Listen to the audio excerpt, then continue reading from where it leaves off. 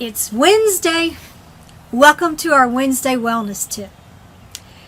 So today's spiritual tip is from a book that was written by Wallace Wattles called The Science of Getting Rich.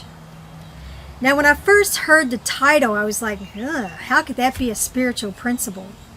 But yet when we studied and read this little book, it is deeply and profoundly spiritual. The amazing thing, it was written in 1910. So there's 4 chapters that we focus on in this book. And the first chapter we focus on is called The First Principle in the Science of Getting Rich. And he says, there is a thinking stuff. And you can think of the thinking stuff. For me, it's God, the universe, the absolute. Put in whatever term you're comfortable with. So there is a thinking stuff from which all things are made, and which in its original state permeates, penetrates, and fills the inner spaces of the universe. A thought in this substance produces the thing that is imaged by the thought.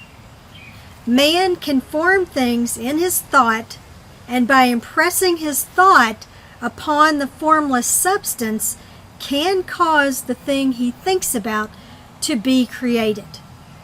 That is so profound, because what this means is that we are literally co-creating with God.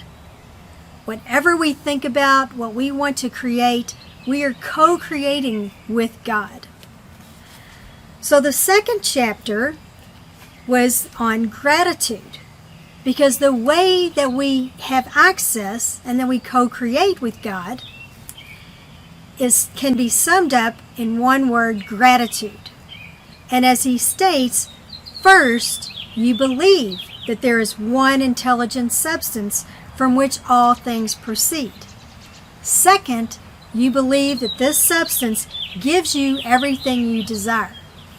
And third, you relate yourself to it by a feeling of deep and profound gratitude. Gratitude is our access to the divine, to the infinite. So in order to do this, the third chapter that we studied talks about how to act and think in a certain way. Again, we have to believe that we can do this, that our thoughts do produce what we want to create. We have to believe that we are co-creating with God. So it takes the belief, but beyond the belief, it takes action. It's not just going to come to us. We have to take the action. So we have to be a person of increase. And sometimes that can be difficult to think in a certain way, especially, if we have certain goals or certain dreams that we have and they're not happening right now.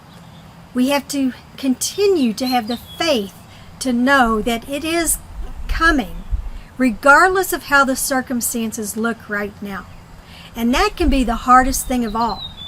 To think the truth, and to know that our gifts, that our dreams, they're coming even in the face of circumstances that don't support that. So the last thing is that anything we want to create, any dreams we have, must not come from a selfish, all about me perspective. It has to come from an increase for everyone. And he sums it all up by a quote about the golden rule: what I want for myself, I want for everybody. So that's our spiritual tip for today.